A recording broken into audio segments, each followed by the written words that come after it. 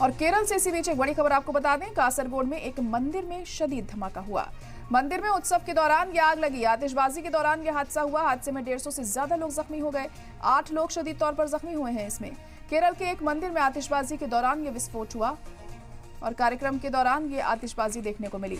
इस दौरान पटाखों में अचानक विस्फोट हो गया। हादसे में 150 से ज्यादा लोग घायल हो गए, जबकि 8 लोग गंभीर रूप से घायल हुए हैं। घायलों को फौरन इलाज के लिए कासरगोड, कन्नूर और मंगलुरु के अस्पतालों में भर्ती करवाया गया है। और प्रोग्राम के दौरान सैकड़ों की संख्या में लोग मौजूद थे। कार्यक्रम के लिए आतिशबाजी के लिए पटाखे मंगाए गए थे और इसे एक स्टोरेज में सुरक्षित रखा गया था। और इस बीच रात में आतिशबाजी के दौरान अचानक विस्फोट होने लगे और देखते ही देखते धुएं का गुबार उठने लगा।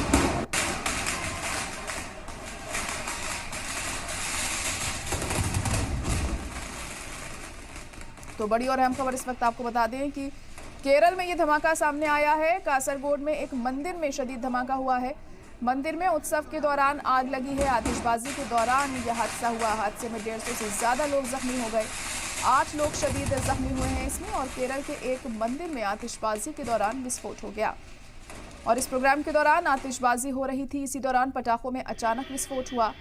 हादसे में 150 से ज्यादा लोग घायल हो गए हैं और 8 लोग गंभीर रूप से जख्मी हुए हैं इस धमाके की वजह से, जिन्हें अस्पताल में भर्ती करवाया गया है।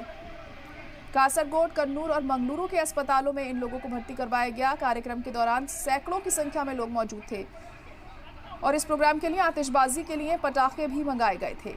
इसे एक स्टोरेज में सुरक्षित रखा गया था और इसी बीच रात में आतिशबाजी के दौरान अचानक विस्फोट होने लगे और देखते ही देखते धुएं का गुबार चारों तरफ छा गया, जिसपे काफी लोग जख्मी हो गए हैं और 8 लोग शदीद तौर पर जख्मी हुए हैं।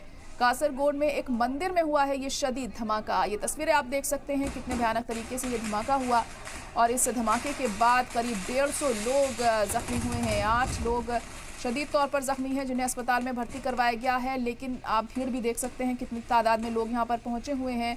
त्योहारों का मौसम है, ऐसे में खासी भीड़ जुटती है ऐसे मौक़ों पर।